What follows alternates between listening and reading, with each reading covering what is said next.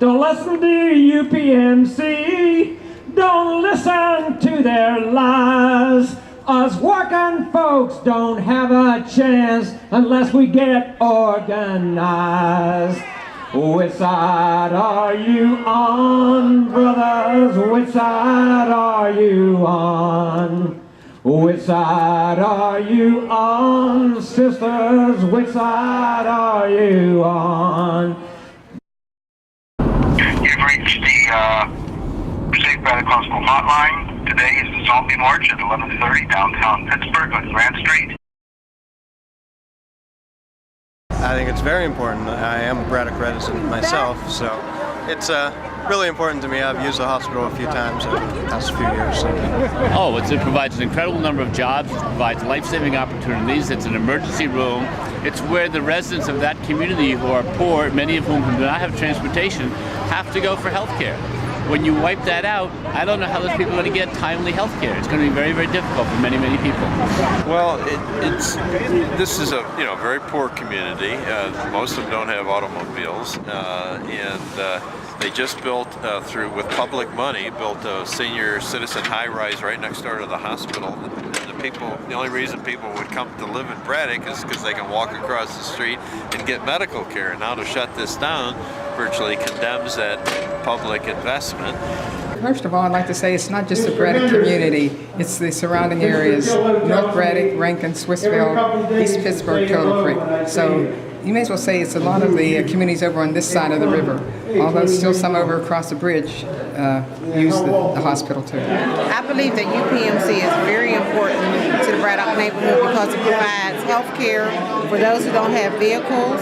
It also provides emergency care, and it's a shorter distance than going to McKeesport and or Monroeville, which means the faster they get to the hospital, the faster they'll have a success rate of survival.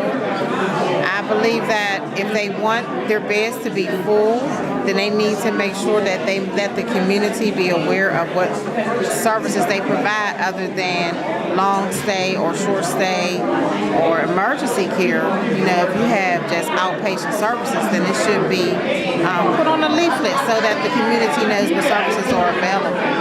Very important. It's been here for years. It's taking care of how many people?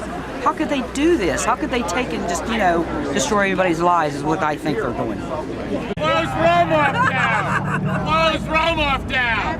Close Romoff down!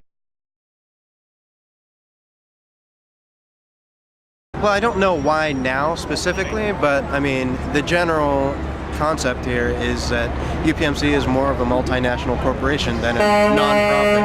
You can't really call it a non-profit when they make, billions of dollars. So. UPMC doesn't care about anything except profit. You need to understand that. They've never cared about anything except profit. As they get bigger, they become more inclined toward profit. If they can't make money off a hospital, then they're going to close that hospital. Even after all the renovations they made, it seems... Even that's a tax write-off. It's no problem. They just write that off in their taxes as a business loss. It's not a problem. But they'll go to foreign countries where they admit they're going to those 22 nations, and I've judged no objection to going to foreign nations. They're going there because they don't have the same restrictions as the federal government puts on them sometimes, and because they can make a higher profit margin in those countries than they can here. I just think we're part of it. It's just for them, it's just one pawn in a much larger game where they're investing abroad, where they can make profits and hide it more successfully, and they're trying to just trim one by one the weaker holdings that they have here in the area. So it's just, to them, I don't think they anticipated the kind of outrage that has happened here. They thought it would be more like Southside or Aliquippa. Money, greed. That's what I think. Why build another hospital somewhere where there is one when you could use it here?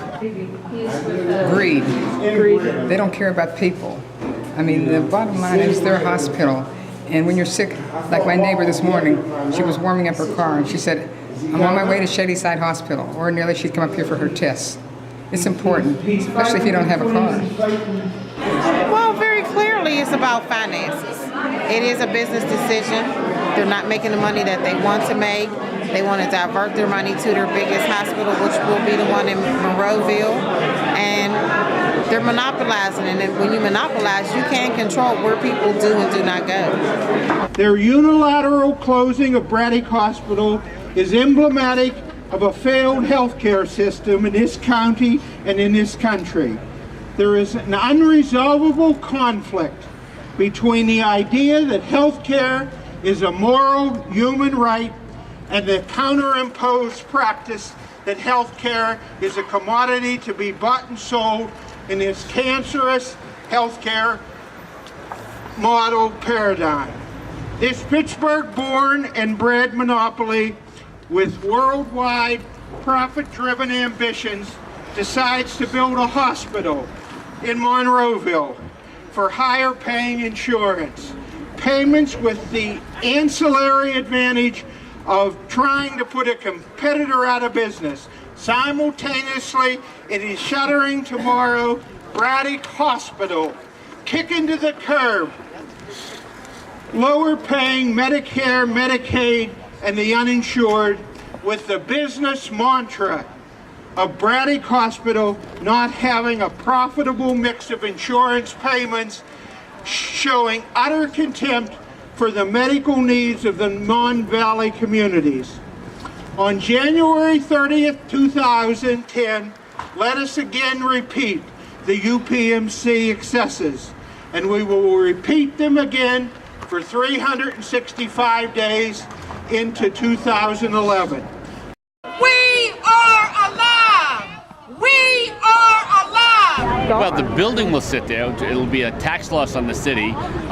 Someone has to pay for the utilities to keep it heated, otherwise the infrastructure of the building will just collapse. You'll have broken pipes. So you have this huge structure there that is just a monument to the decay of a community. What it says to people who want to move in, that maybe you shouldn't come here. Besides that, you will have people, as a huge elderly population in Braddock, who will now not have access right nearby. They'll have to go somewhere else. Well, that's pretty much like the end of Braddock. That's the last thing that there is in Braddock. Approximately 20% of the jobs in Braddock are provided by UPMC, and then the outlying areas, Swissville, Edgewood, and Homestead, East Pittsburgh in general, you know, a lot of jobs in that area are at UPMC Braddock.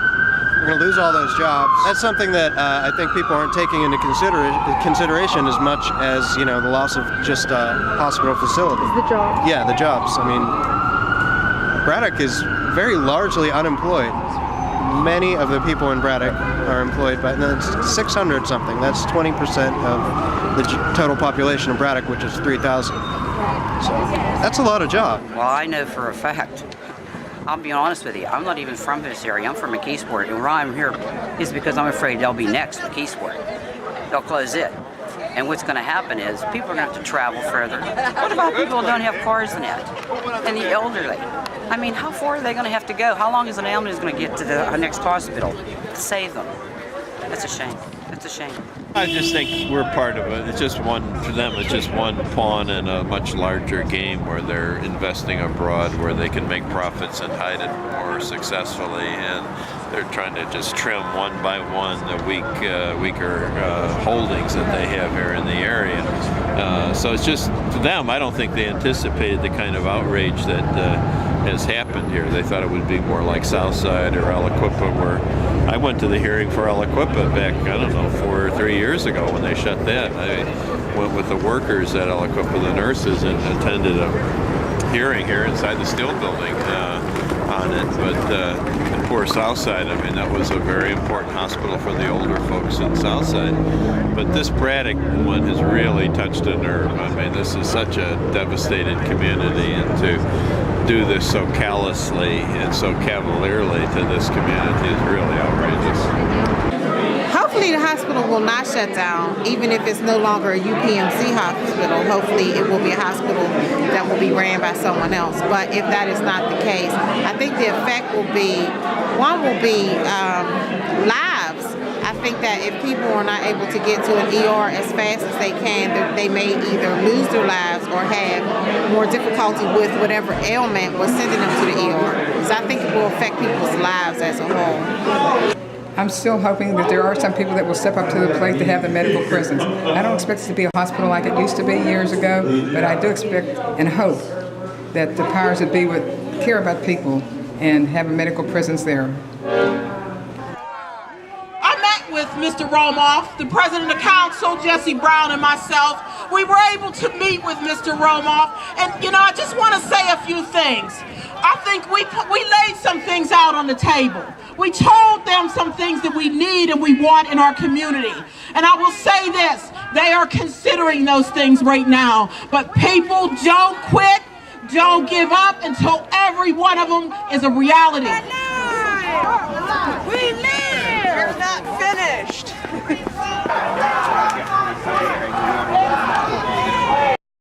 For every dark window in this building, there's a citizen in Braddock that lost their access to health care today. It's a very, very sad day for this community, and I'm nowhere nearly as eloquent as the speakers that have preceded me.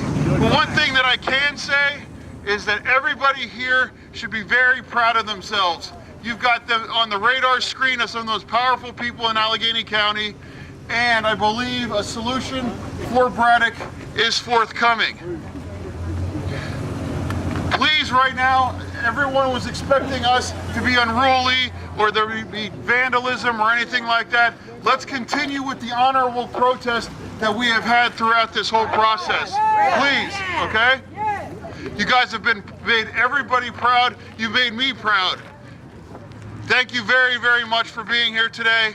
And please, let's keep up the fight, and let's remember that this isn't over until they knock down the last brick of this building, okay?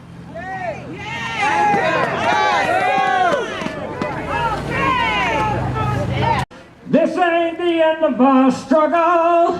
This ain't our final day. As long as we're still breathing, we're coming back another day.